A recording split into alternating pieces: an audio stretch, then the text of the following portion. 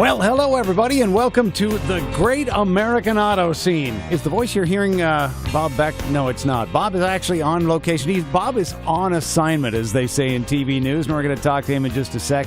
But first, let's do the go-around. There's Anna Octane in the studio. In fact, we didn't even do a mic check, so Anna, give me that Can mic. you hear me? Oh, Hello. I hear you so good. She gives good mic. Stormy Bird is in the studio as well. Well, as the late Robert W. used to say, good morning. So if you're streaming somewhere in Togo, it's your morning. Yeah. And if you do that times every, half the world at any given time, it's still... No, wait, I guess it's true that part of it's overnight. So let's go straight away to a recently recorded video where we get some hellos and we see where Bob is. Hot Rod Bob, Great American Auto Scene. Now, of course, you are not in studio this week. No, I am not. I am traveling with NHRA. I'm down in Bowling Green, Kentucky. It doesn't look like that right now, but trust me. I'm in Bowling Green, Kentucky, the NHRA, the Holley National Hot Rod Reunion. And the first night, tonight, I'm actually at the Corvette Museum. We've got the opening ceremonies. It's a cruise night at the famous Corvette Museum in Bowling Green, Kentucky. Wow, now this is the event, the Holley part of what you were just talking about is a big event we've been talking about for weeks on Great American Auto Scene, with the commercials and stuff. Yeah, exactly. This is the Hot Rod Reunion. It's not only a race. There's probably going to be over 3,500 show cars, hot rods, muscle cars, you name it, out in the grass area, Bowling Green, Kentucky.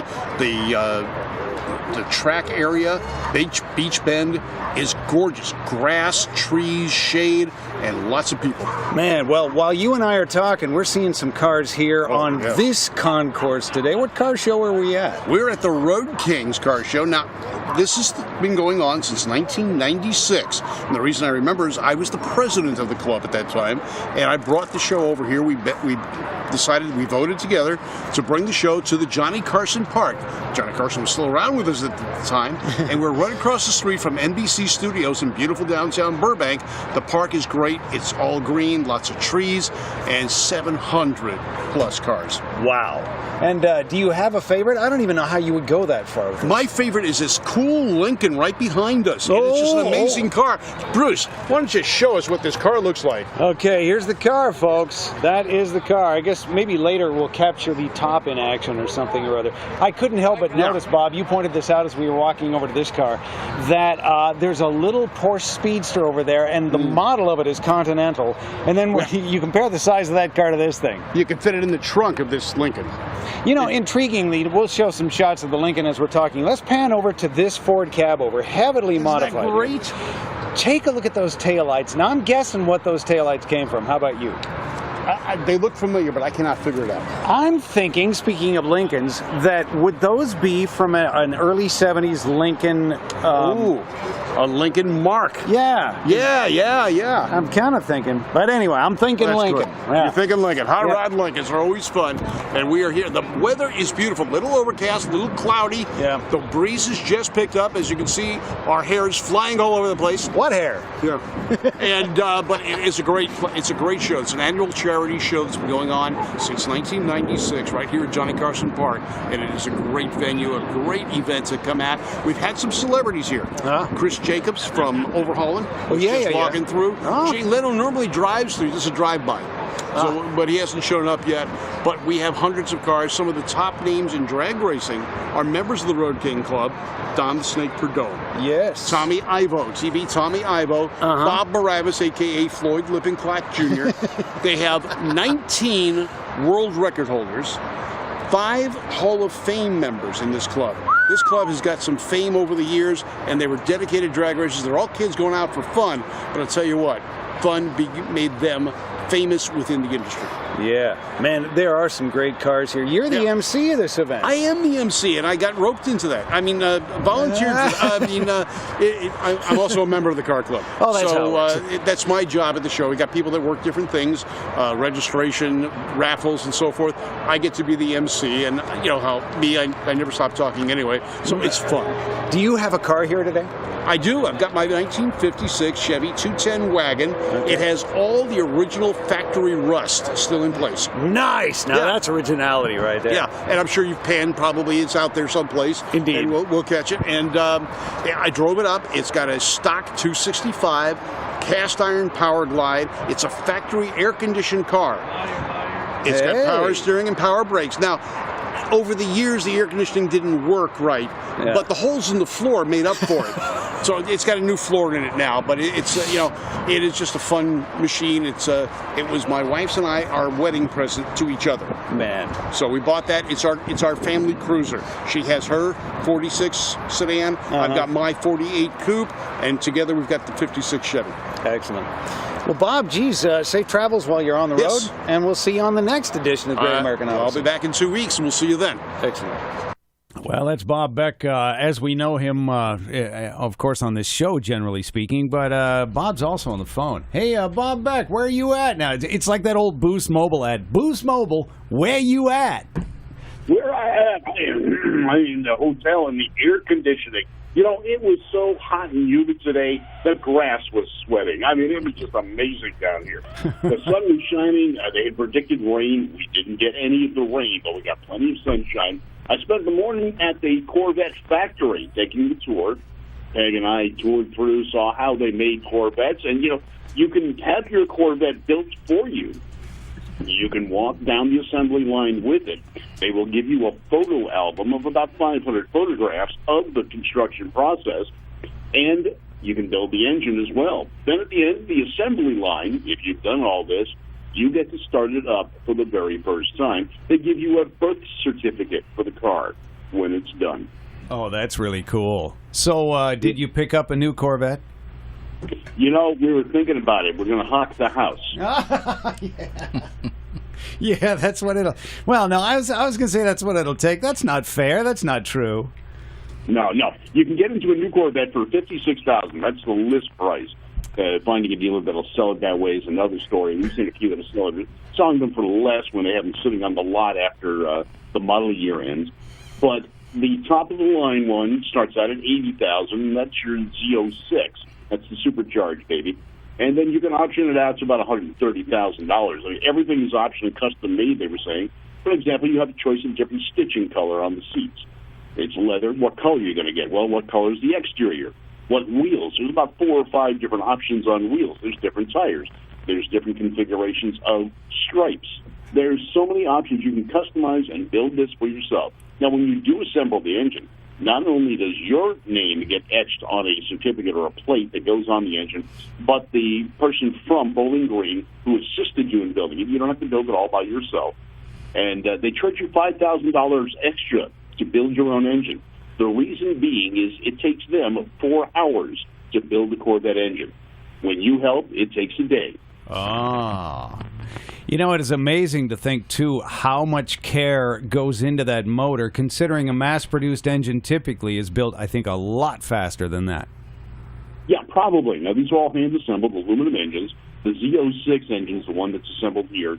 The others come out of their Tonawanda plant in New Jersey and New York.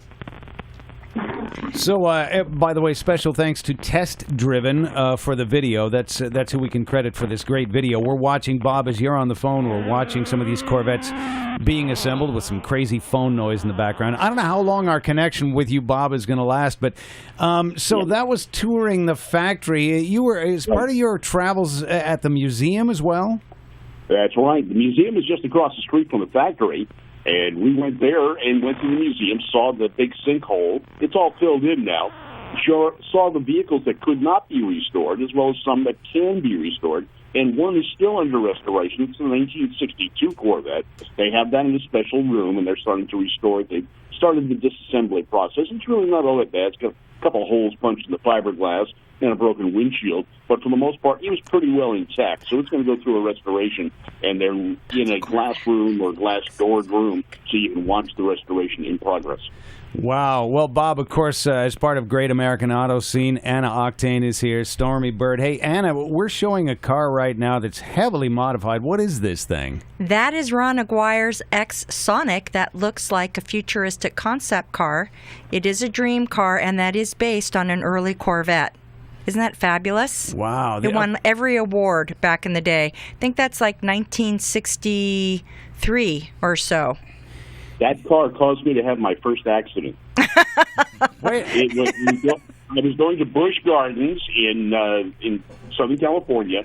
It was parked in a gas station that is now part of Galpin Ford's used car lot. and I turned my head and go, wow, look at that. Thump.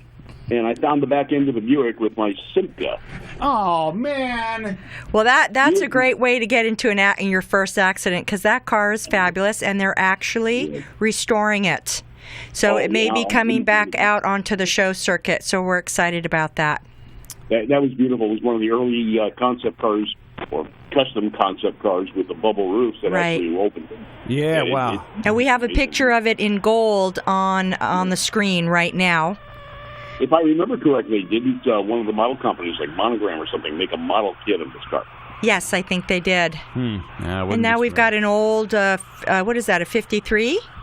You know, No, I that's think... 57. That's 57. 57. Yeah, I was going to go the obvious thing, of course, the headlights that have the screens on them is the original version, and then they updated that, the sloped headlights. But So and there's one of the cars in the hole, in the sinkhole. That's the one that's in the room right now that they're restoring. The black one? Yeah, that one is, it's like I said, it's got a broken windshield. There's a couple of holes in the fiberglass, but this car is in process of being restored right now. Now that fell, 60 feet? How far did that fall? It was one of the cars on top, so it didn't fall that far. Okay. The other cars broke its fall. But how deep was that sinkhole? It was about 60 feet in total. Classic. Now here's the beautiful 63 split window Corvette. And I was doing some research on that car, and they think that potentially that car stole that split window idea from the George Barris Golden Sahara. Yeah, no, go back further. Oh, okay. Go back to European cars, and that dates back to those days, and that's where the inspiration from that came from. And now here's another piece of wreckage from, I think this is the red vet, the wreckage from the sinkhole.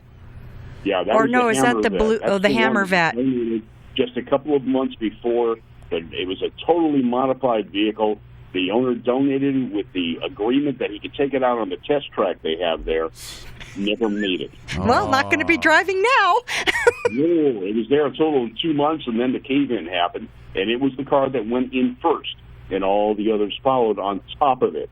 Well, that explains that damage, that is like 100-mile-an-hour collision with a freeway abutment. I mean, that's ridiculous. It'll buff out. There were other cars on top of it.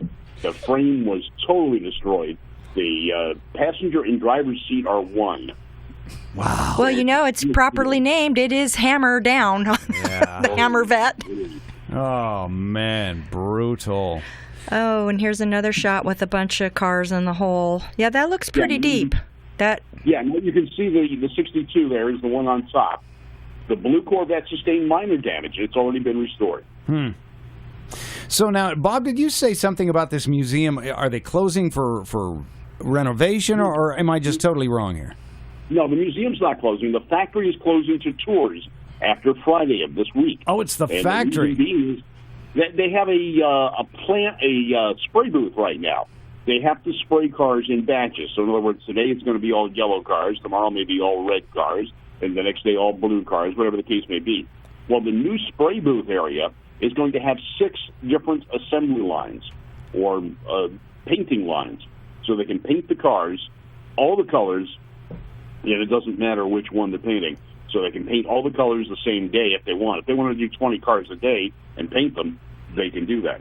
Now, what's happening to all that excess paint? Because they're selling batches of Fordite on eBay for $25 to $55 for little 1-inch pieces of all the vintage paint layers, and they're making jewelry out of them. Wow. So what's Chevrolet doing with all that paint? I don't know. I didn't even think about asking about that. Well, people could go on and look up Fordite, and you can see the chips, and they were heated, so they're basically like acrylic layers, like an old shift knob, and they're buffing and polishing them and making jewelry out of them. Oh. Looks like agate. I always been buffing and polishing shift knobs. Well, that was in the days where the half-gallon went on the car and a gallon went on the floor. Yeah. Yeah. And Nowadays, today, everything's high volume, or low H. Now we're looking at the display inside the museum where the kids are doing interactive with the screen, and And I think, what'd they do? Fill that all in with concrete, so now it's stronger than the rest of Kentucky? It is, but it's multi-layered. They cleaned out a lot of the rubbish or the areas that did not go down. And there was a big pipe going through the center of that. That got taken out. They did multi-layers of cement and compacted earth of types, and it went up, plus cement over that. Now, the outline of the area that collapsed is on the floor. So you can see how big the actual hole was. And then they have a stairway down to the cavern. There were caverns underneath there that they found. Now, they won't let the public in there, but they're still searching down there. Wow. And, who knows? They might find Hoffa. I don't know. Well, can you look down? Here's the axonic again when it was painted. Can you look down into the sinkhole? Yes, and that's what you just saw in the previous photo. Oh, that's it. That's the kids looking down in the sinkhole. Wow, that is so bizarre. You know, isn't it funny too, Bob, and the rest of you guys, including me, that they it was a tragedy at first when the floor disappears, and yet they managed to turn it into sort of an additional attraction at the museum. Yeah, and they did, and it actually put the museum on the map for millions of people that didn't even know it existed. Yeah, definitely. Wow, what do you know? Hey, well, when you coming home, are you bringing us any presents? I'm going to bring me as your present. You'll be wilted by then. We'll see what happens. There's 3 days of racing. There's souvenirs there that I can check into. We didn't get anything at the Corvette Museum this year. We just figured That's the Hammer car they're restoring on screen right now, where they were repainting it. I've got to see, because I'm watching it on Facebook Live, and it's a little bit slower than what you were talking. Okay. Sure, right. Now we have the 1 millionth white Corvette up on screen. The white Corvette's not the Hammer car was totally unrestorable. So the Hammer car was the one we saw on the flatbed. It's toast. It's crushed. Now this is one of the cars they restored. This was the 1 millionth Corvette, and what they did is they restored it with as many original parts as they could. And even every person on the assembly line that was there when that car was built had signed the parts. They re-signed the parts that were missing, they had to replace. One person had retired. They brought her back to sign the part in the same place she had signed it before. God. So is that the car you're bringing home as a present? Yeah, sure. Yeah, keep thinking about that. I see a through line here in Anna's conversation with Bob. Okay, so here's the 1 millionth Corvette right after the accident. What a mess. Well, but it's salvageable. Yeah. Yeah, and now that car's been totally restored. Cool. That car is, and it's on display.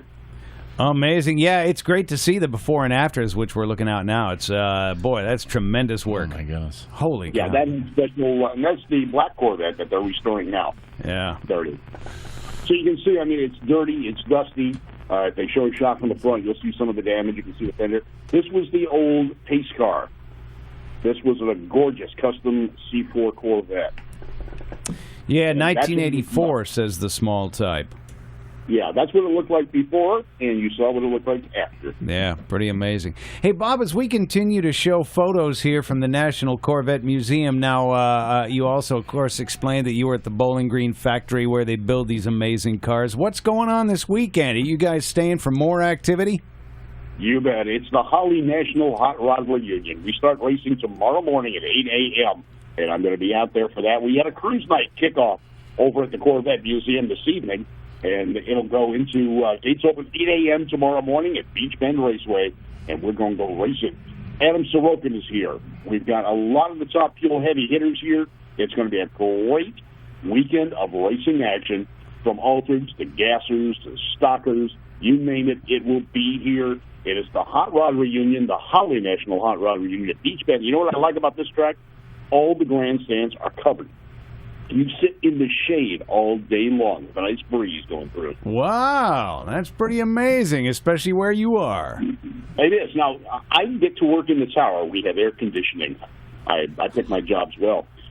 My wife, Peggy, will be out in the T-shirt booth helping people. I'd like those that are watching to stop by and say hello. Now, last year, some of the T-shirts actually got wet. Now, they hung them up to dry. Peg took a picture of these shirts and said it was so hot and humid in Beach Bend that the T-shirts were sweating.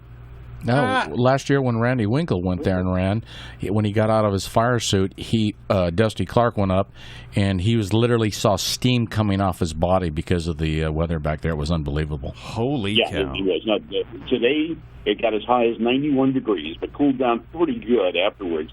I actually stayed in our rental vehicle for about an hour to stay cool before the cruise night started. We were actually right where these Corvettes are that you just saw. But it started cooling down. It got down to a blistery 89 degrees by 7 o'clock. Time to put on a jacket. And I'm almost thinking the Ice Age is going to come back to this part of the country at that quick, with that type of a cooling trend. Jeez. So anyway, I'm going to let you guys go. Have fun on the show. We're going to go catch some dinner here. There's so many places to eat. I mean, Cracker Barrel. There's Frankie's, and then there's Wiener Schnitzel, and then there's Mickey D's. they got every major chain you can think of. And then there's Actually, back there, they have a Kentucky Fried Chicken. It's like a banquet. It's one price, all you can eat. So you could really do some damage. Is that right right? in Louisville, and it's Claire Sanders' restaurant. Oh, that's right. Yeah, Louisville. Claire Sanders, yeah. Yep, and it's a big restaurant. It is the original location. It's not the original restaurant. The original one burnt down, but it's the original location, and it's all family style. Mm-hmm. So they bring you up the plates of chicken, they bring you the vegetables, they bring you the potatoes, they bring you the biscuits, and it's all on a lazy Susan. You sit there and eat.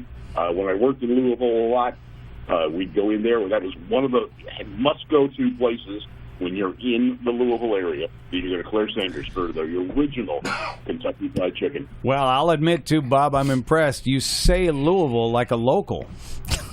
I mean, because Yeah, well, I learned how to speak with an accent while I was down here. Get me one of them Louisville sluggers when we get there. yeah, because you know, I went to that baseball stadium. Oh, you Louisville did? Slugger has a stadium here. Oh. And it's a minor league stadium. It's all brick. Looks like something out of the teens. Oh, how cool. Like 19 something. It is a gorgeous stadium. And one of the delicacies you get there is fried bologna sandwiches. whoa. Oh, my goodness. Childhood memories. Adult memories. That might end up the official meal of this station here because, you know, you've got gas if you eat fried bologna sandwiches. But, yeah, please bring home a new 63 split-window Corvette. That would be really lovely. It would be supercharged. Yes, I would love to have a 63 split-window Corvette. Unfortunately, the split window only lasted one production year. Yeah. There were too many people complaining about the lack of visibility of the car they just passed. Oh, too bad. Yeah, but it was one cool-looking car. And for the people that cut that center section out and put the one-piece window, they regret it to this day. You know they do. You know it. And that was the upgrade. That car is sexy. Oh, yeah. Sexy. It's futuristic. All right, hey, Bob, you guys travel safe, and we'll see you back here for the next edition of the show. Yeah. Say hi to Peg. You Hi, take care, Peg. guys. All right, see ya. Bye. Wow, how about Bye-bye. that? Great American Auto Scene, Hot Rod Bob, way off there. That car had a nice ass, didn't it? Yeah, it's got a good butt. Look at that, Heine. Hello. It kind of looks too like it just yeah. came off the factory floor. There's not even there's not a license plate there, so it's ready to go. You know, that looks like a shark a little bit. It has body lines of a sea creature Yeah, and of or a course. manta ray or something. And I believe somewhere during the run of Corvettes, early '60s, they were experimenting with, they had the Motorama cars that sort of emulated the whole Stingray concept, and a whole bunch of the design studies went into the actual Corvette, which is totally cool. Yeah, that was one fine. So what was that car? $3,000 in 1963, and now it's a $125,000 vehicle. Yeah, something ridiculous. I know. It's amazing. Stormy probably has 3 of them. Yeah, hid. Yeah. It's my retirement. See, I thought you were like a rich drag racer. I thought that's where If you drag race, you're not rich. If I wanted to make money at drag racing, I would have quit 45 years ago. Yeah, I'm trying to remember. Lucky Hudson used to talk. There's some joke he would say about, I'm great with money in drag racing. I start off with $1 million and I end up with $2 or something. I got the joke backwards, but it's something to do with that. Figured we'd show you a little bit of footage here of the Burbank Road Kings car show from last weekend. I know we got some stuff to talk about tonight, Anna. A couple of topics include... TV Tommy Ivo was part of the Road Kings. Yeah. Drag racing and custom cars go together. What are we talking about today? Well, we'll talk about some legislation with China and trademark infringement. And we've got a drag strip that was, let's see, what was it? It was, where was it? In Santa Maria? Santa Maria, the old Dragons. Up in Santa Maria, there was 2 drag strips back in the day. Well, they've turned that into a road now, but they might bring it back. The original Foster Road, where they originally held the first drag strip, was on Foster Road, and then they went to the Crosswind runway over at the Santa Maria Airport. Well, that's been shut down since about '71. The go-kart track's still out there, but word is they're going to the airport is going to allow them to use the Crosswind concrete runway and run 8th mile drags, which is kind of cool because Santa Maria has always been a hot rod town, Santa Maria Speedway, but like I say, the original Santa Maria drag strip was on Foster, and now it's just moved literally a quarter mile away, and it'll be on the runway over, and it's all concrete. And that's where it was. Oh, yeah. Well, there you are pointing to the drag strip, that or was the non-strip. Well, no, that was the old push road where they used to push the cars down. They would push them to the top end, and they'd push them down from the top to the bottom of the drag strip. And that's where the... This is great. Yeah, and that's where they push start them, and they would cross. They Are would you turn having around your and own cross. drag race there? Your very Yeah. own self? Well, You're the starter? Well, actually, a little water shed in the back, that was where the starting line was at Santa Maria Drag Strip. And I'm standing right in the middle of what would have been the drag strip back then in, 69 or so. And they were running 210 miles an hour back then. I mean, it has a lot of history in Santa Maria. Any traffic come along and say, Mister, Yeah. get out of the road. I'm directing traffic. Oh, that's what it is. Yeah. Imagine that. They used to do 210 miles an hour down that street. Foster Road. And now they give you a speeding ticket. Yeah. Yeah, if you're above 35. I wonder if anybody, as they're driving by, saying, well, why is he dropping a flag? What does that mean? What should I do now? Wow, that's pretty amazing. I wonder if it's highly unlikely, you guys, that they would have saved any of the surface of that track for this road. They basically repaved over the old track, but that's when you're looking down. That's where you drag race down that. It's really a long road, and they had grandstands to the right. Sherm Porter has a ton of pictures of the old Santa Maria drag strip, but that's where it was, and they used to smoke the tires to 210 miles an hour down there. What do you know? What Yeah. do you know? Do you have What is that, a quarter mile? Yeah, it was a quarter-mile track, and like I say, you can still see remnants of the old push road where they'd push them in front of the crowd to the top end, and they'd push them down the track to fire them up, and they'd do the cross, and they'd light them off in the finish, the starting line. And now they just have cows watching. Now, do you have any idea? You might have mentioned this while I was talking to Bobby. I'll There's where update the you in a grandstands bit. were. Yeah. What's the timeline here of doing what they're doing here with this? Not sure. Hopefully, they might get something up and running by the end of the year. Art Foster, Oh, that's where it's with going the to be. Santa Maria, he teaches the kids at Santa Maria High School. They have a great program to get the kids involved with racing. And then Steve Foster with Foster's Auto Body, he's involved with it. So they've been working their butts off for a few years, different places. They bounced it from this area all around the freaking county. Now we're back to the original area again, and now they're talking about using like I say, the concrete crosswind runway at the Santa Maria Airport. It's funny. There's so often, as we all know, just about anywhere in the country you can go, and drag strips that used to be there they don't exist anymore because urban sprawl. In a lot of cases, there's other reasons. Noise, of course, being some. But it's great to see one actually. We're getting something back. Yeah, they're working on 8th Mile track. It's be more of a street type deal. That's going to be in Lompoc. So we'll see, if it takes forever, environmental studies, this, that, and the other thing. So hopefully they can get some, stuff up there, especially in Santa Maria. That'd be a nice place. The Lompoc deal will be mainly for, I believe, for street cars, but it'll help with the street racing, problem they have. And there is a street racing problem all over, and part of it is due to lack of tracks. There are some people you'll never get to go to, like Irwindale drag strip and stuff. They're just going to be defiant to the end. But, like I've always said, drive the streets, race at the track. Yes, sir. I had my thought on Bobby there for a sec. He was on the phone just a moment ago. Should have put him on the air. Bobby, thanks for the clarification on the old phrase about making money in drag racing. I start off with $2 million, and I end up with $1 million. So, I got $1 million. Well, actually, if you want to become a millionaire in drag racing, you start off as a billionaire. Okay, then. Speaking of the good Bobster, this meme was sent over. Yeah.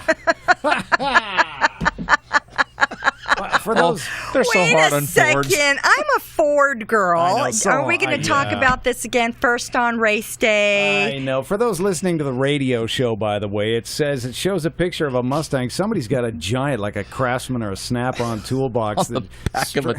Yeah, I don't know. Back of the Mustang. It must be like a wheelchair hauler or something back there. And the graphic says, Ford wants to make sure you make it home, so now included on all new Mustangs, toolbox holders. Oh, they're so hard on Fords. I mean, You I've know run why Chevys that for Ford years. has a toolbox on it? Because the Chevy broke down and they couldn't drive the car. Yeah, that's it. That's Yep, it. that's why. Hey, you know what? I know we got to take a commercial break here. Got to pay some bills, as the old phrase goes. So how about this? What say we come back with the best of the rest of the show in mere seconds? How about that? Cool. Sounds good. It's the Great American Auto Scene. We'll be back.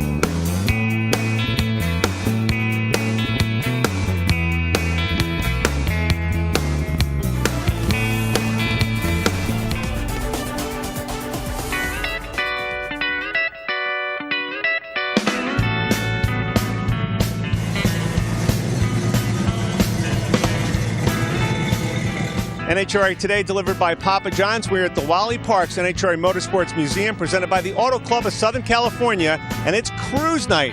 A great time to come out and check out some cool cars, walk around, meet some new friends. There's so many great automobiles. It is fantastic. It happens the first Wednesday of every month through December. What does Cruise Night mean to the museum? Well, one of the things that Wally believed in right from the get-go was that the NHRA Motorsports Museum would be a museum of living history and living hot rods. And so on these Wednesday nights, this is it. I mean, the cars are to be driven, not hidden. And having them out here, you can hear them running and see the cars running on the street. That's what hot rodding is all about. How much fun it is to come out to Cruise Night with your family in this incredible car. It's unbelievable. We've been coming for years and years since the very beginning. We're members of the NHRA Museum and have been since the beginning. I've had several cars. This is the latest one, the 31 Model A Coupe. It's really my son's, but it's a father and son project that he started in high school, and it probably took us 12 years or so to complete, just gathering pieces from here and there. That was his dream. He's the artist in the family. I'm the builder in the family, and we got together, and it couldn't have been any better. This is John Munoz. John owns an incredible 1963 Dodge Polara, and I got to pick one car tonight as my favorite. And John, you're the guy. Tell us about what this car means to your family. It's been in our family for over 50 years. My dad bought the car brand new in '63. It's an original car, max wedge car, 3-speed car, and it means the world to me. It's been in our family forever, and my dad's still here with me, so we're enjoying it now. How much fun is it to come out and show the car at Cruise Night? It's great. I love to come out. People ask a lot of questions. They don't see these cars a lot, and it's just nice to talk to people and have conversations about back in the day. I remember this kind of car, and not to mention just seeing all the other nice cars here. For more information about the NHRA Museum, about upcoming events, cruise nights, check out the website, nhramuseum.org.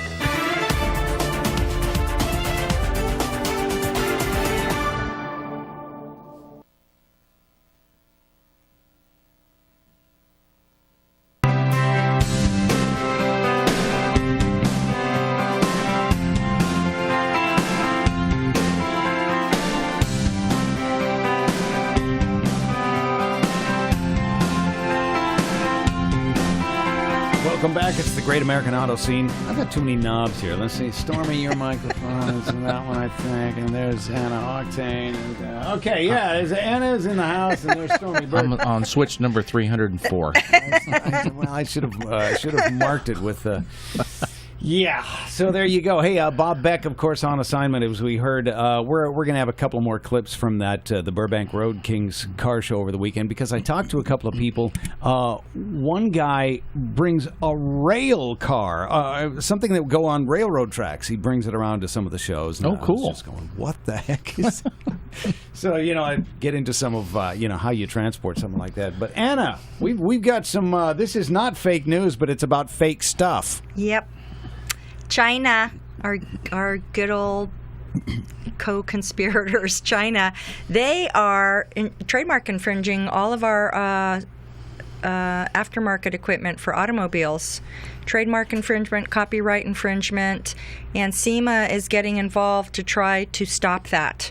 China is one of the biggest economic powers in the world, and they're undermining us. They are getting into our computers and hacking us and stealing our company secrets, and so we're a military power now, but we're losing our business power, and China really wants to take over. So we need to crack down, make sure all of our intellectual property is trademarked and copywritten, and it's really easy to do, and go to the SEMA website and support that. So very important. Well, unfortunately, with China, they don't honor the copyright warranties. I was telling you, Bruce and Anna, a story that Fred Carrillo said years ago. The late Fred Carrillo of Carrillo Rods made the best rod in the world, and they still do.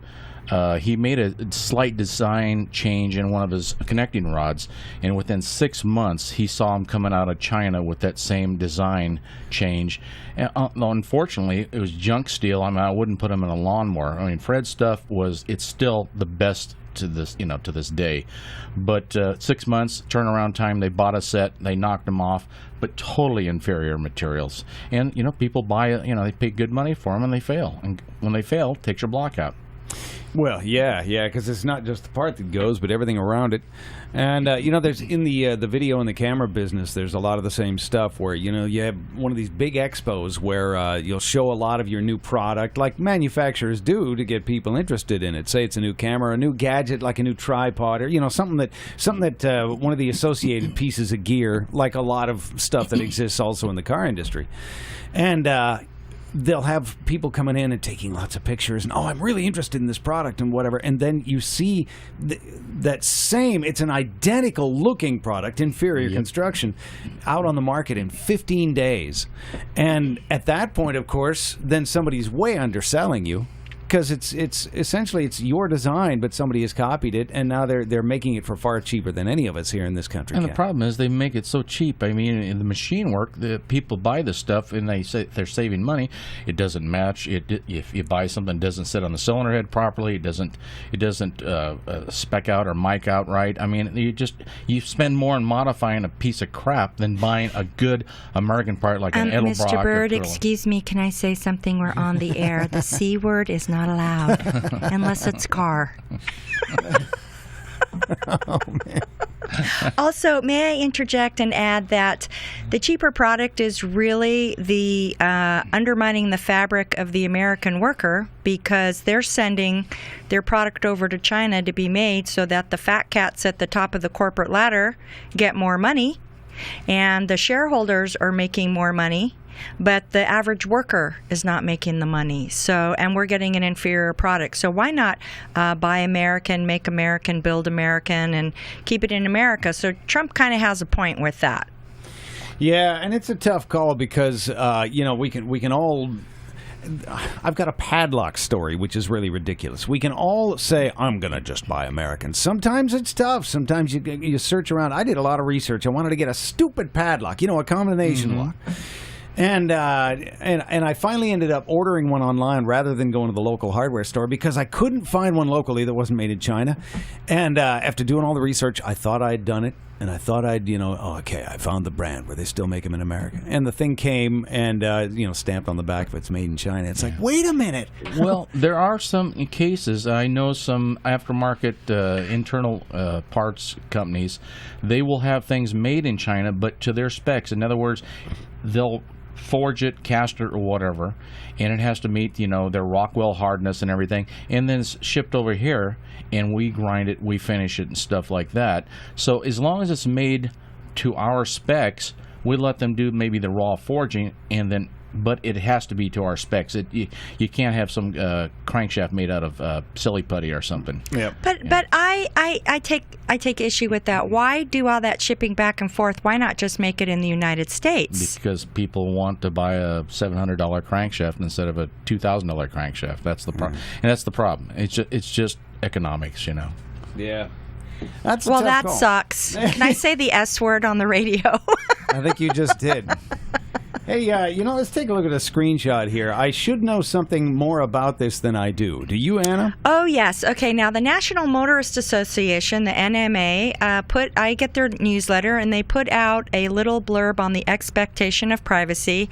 There is black boxes in new vehicles, and it is supposed to gather information for accidents. But what's happening is, in litigation, the opposing attorneys are taking that information and using it against the drivers as criminal information. Wait, and you're kidding. Yeah, they just take it right out of the black box, kind of like the black box in an airplane, and it will record the speed and the road condition. And what they're trying to do now is twist that and say, oh, well, maybe you were driving too fast. It's really your fault. Wow. And people are saying, you don't have the right to go into my vehicle and use that information against me.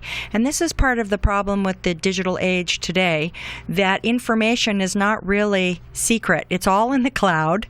It's very easily mined. And how are you going to protect it? It's like a wiretap almost. So, yes, did you have something to say about that? Just saying George Orwell's 1984 was just a couple decades too soon. Yeah. And that's what it's turning into. Yeah, it so is. I got to admit, I'm obviously well out of touch on this topic because I did not know, the plane thing has been that way for many, many years, but that's because planes are for hire and they carry passengers. Well, it's not like a private vehicle where it's only you and now the car is paying attention to where you're going and they can pull all that up. For years, like General Motors and such, they've had computers in there, and people go and they put a chip, they change this, they get the car hot rodded up. You take it to the dealer, and all that stuff is stored on the computer. So you say, well, the engine blew up or whatnot. So they can go back and check and say, well, on this date, you put this chip in, you changed the fuel injection duration or whatever to hot rodded. Guess what? Your warranty's over. They've been doing that for years.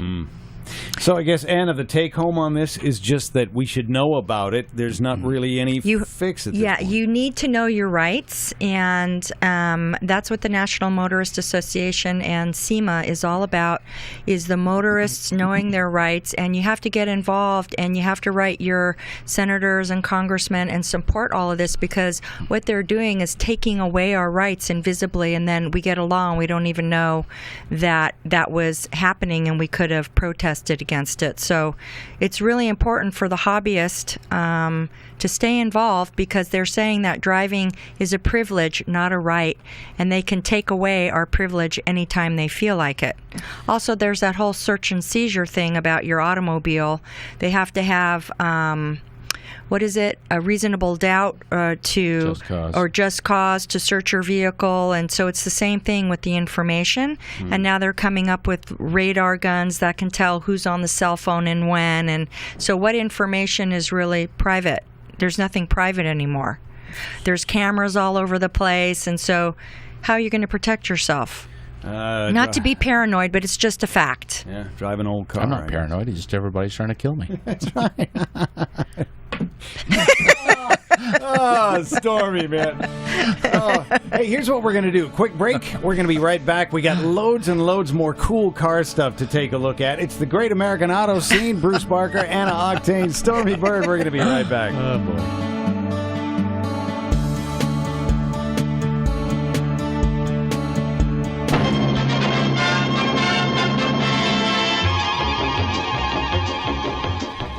It began one morning at 4 a.m. 13 Mercuries in a torture test. Each car drives 10,000 miles for 10 long nights and 10 long days. 130,000 miles that prove the quality of the 1960 Mercury. Start the run through Snake Pit Curve. Test for lean and sway and swerve. Check the handling, how she steers. Check the instruments like a bombardier. Next, test the brakes, Mercury style. 9,000 stops in 10,000 miles. That's what we mean by Mercury quality. Keep them rolling round the clock. Test the wheels, test the shocks, over 100 stumbling blocks. How smooth you glide on road-tuned wheels. You've just got to ride to see how it feels. Now, head her nose straight up to the sky. Up she goes, a half-mile high. Up and up like wild geese fly. 4,000 times they climb the hill to prove the power behind Mercury's grill.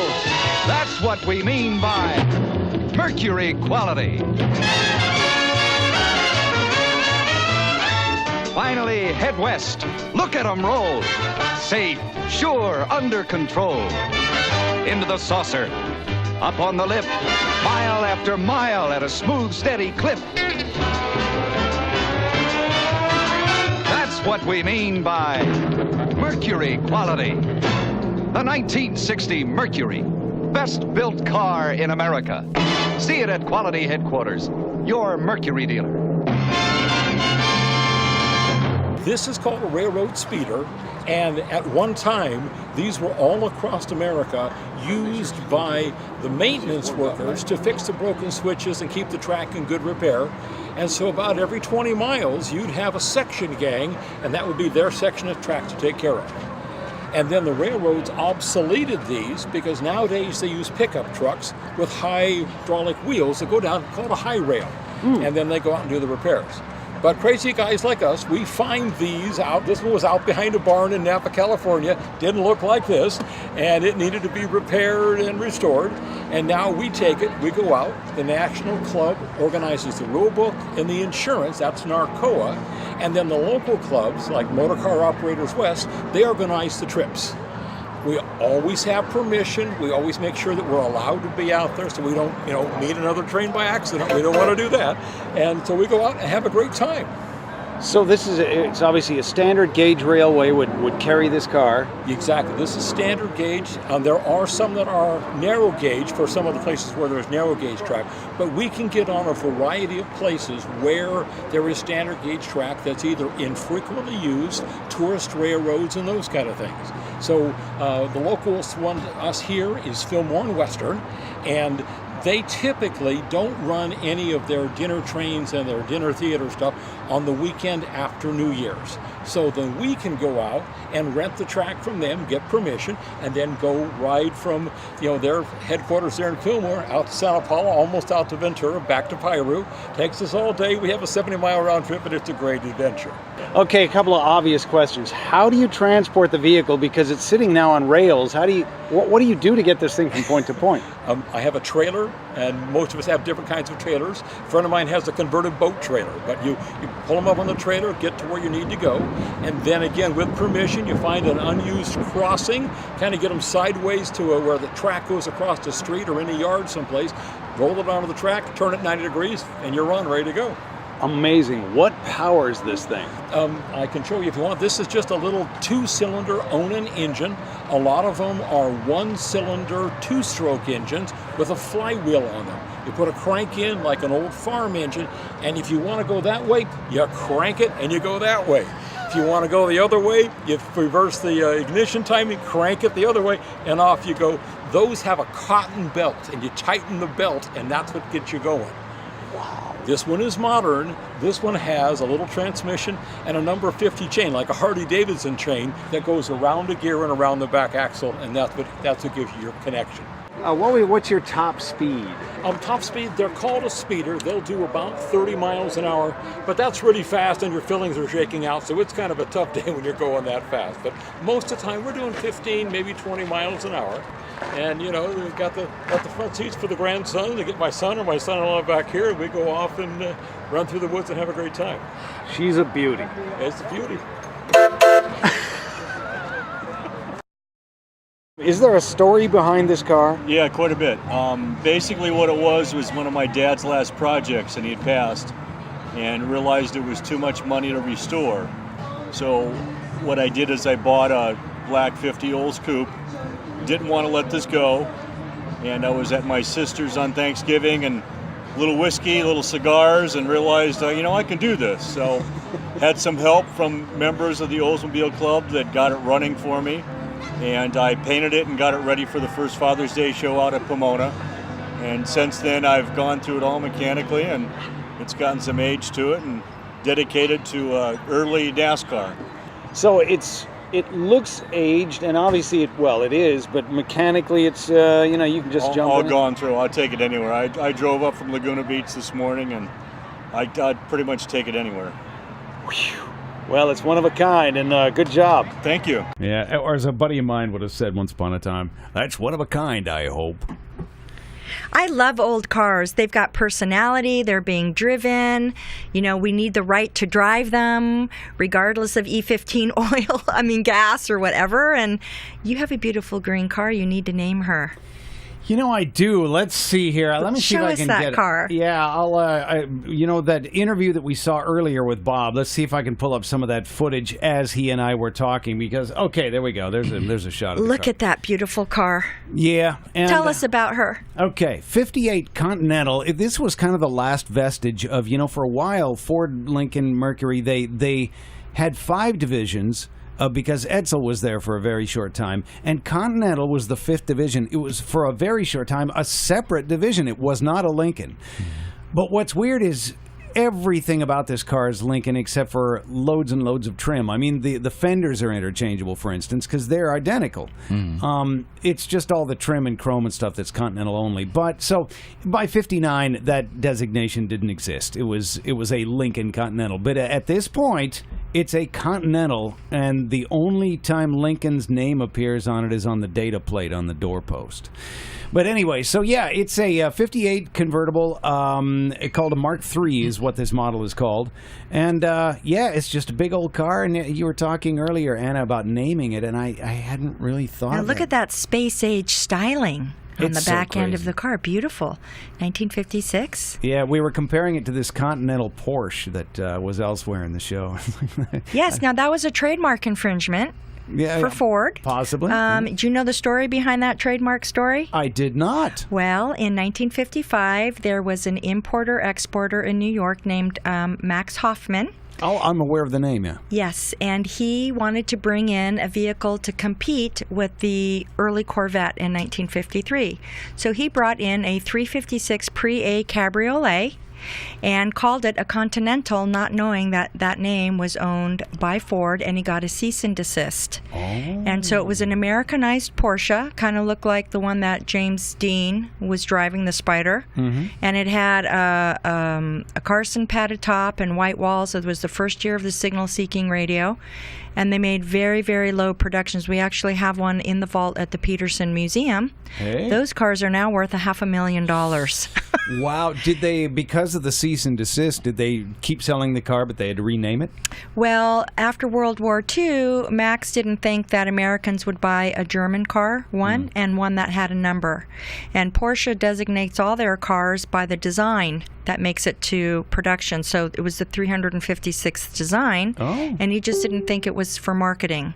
So he didn't know that Ford owned the name, and he got the letter, and Ford ended up repurposing the name and starting the Continentals, and now you've got one, which is beautiful. Well, thanks. There's a backstory here. I'll keep it short because I know we got to catch up with Stormy's activities this weekend. You got cars going places, but this car, it was abandoned in Kansas in a field somewhere. It's an eBay car. It was very much misrepresented. But, sometimes when you get a pile of junk staring you in the face, you say, I paid money for this. I am going to fix it. So bullet holes everywhere. The engine was a block of rust, and one cylinder head survives from the original motor. And it was kind of that thing where you doggedly pursue it, even though, man, it turned out that finding parts was very difficult because they made about 3,000 of this car, and the attrition rate is like it is with a 60-year-old car. So, but yeah, she's a dream. Drives like a boat because I haven't been able to find some of the bushings for the rear end, and so things float a little bit.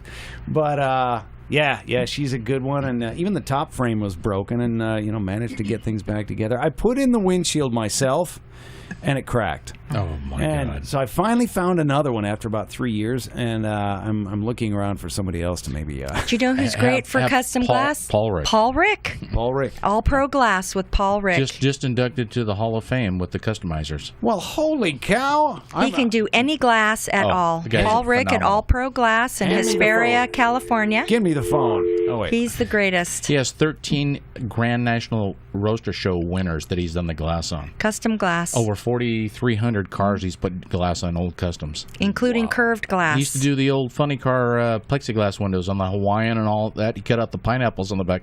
Fantastic guy. And boy, I tell you, start talking with him, you better sit down and have dinner. Hey, well. He's got stories. Oh, yeah. Oh, man, I am ready. Thanks for the tip. Yeah, he's out in Hesperia. All right. I've been meaning to visit a buddy in Hesperia, so that gives me the excuse. Stormy, you're talking about you're carting your car everywhere these days. We brought it down to the Long Beach Carson area today at the Price Transfer Museum. It's not open to the public right now, but there's going to be a display of cars that ran at Lions, which mine did, and that'll be on the 24th this Saturday. Like I say, it's not open to the museum, but eventually when it is open, they're actually going to devote a second room. It's really a big museum. And they're going to actually build the the bridge at that used to be in over the pit area and the staging lane area at Lions Drag Strip. They're going to put a starting line, a Christmas tree, the whole deal. It's really going to be cool. So I brought it up today, Wednesday, and the little display, it's going to be, like I say, it's going to be private right now. That'll be Saturday. But then I take the car Saturday, and I'm going to be out at the Road Kings car show out in Sylmar, and we're going to be firing up like the Schultz and Glenn top fuel car with Troy, and I'll fire mine up on some nitro and such. And then probably in a month, the Fomoso Mob's going to invade Byron, Illinois at the Meltdown Drags. And then in August, we'll be going to the Tri-City Drag race at Dylan Sensenig. Dylan Sensenig, he's on Facebook. He's putting on a race there, a nostalgic race, and we're going to be driving out to Colorado to burn rubber and have some fun. Yeah, we're going to be all over. Man, no rest for the weary. No. Oh. I want to thank you for doing the footage of the Road Kings car show because I wasn't able to make it, and now I got to see what happened, and that's a great show. Yeah, it is. And I see, anyone who has watched this show, listened to this show, and some of the other programs that we do has heard me lament, and others pointing fingers at me saying, dude, you don't get out enough. You got to do more shows. You got to hit the track more.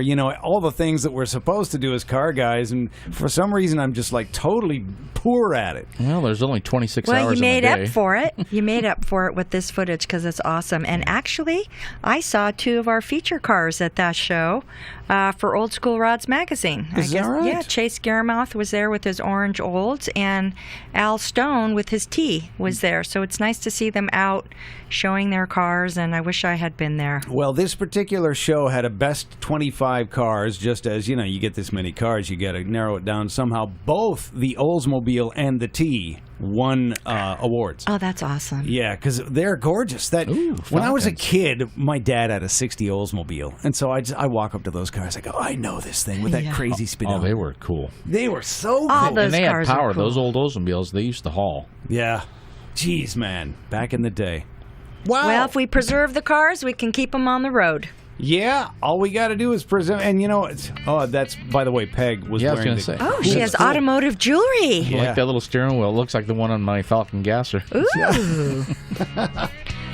Oh, here we go again with the nice rear end. Isn't that lovely? No comment. Yeah. You got to name your car, Bruce. You got to name her. Okay, send in names on the Great American Auto Scene page at Facebook. Maybe that's the way to do it. We can take suggestions.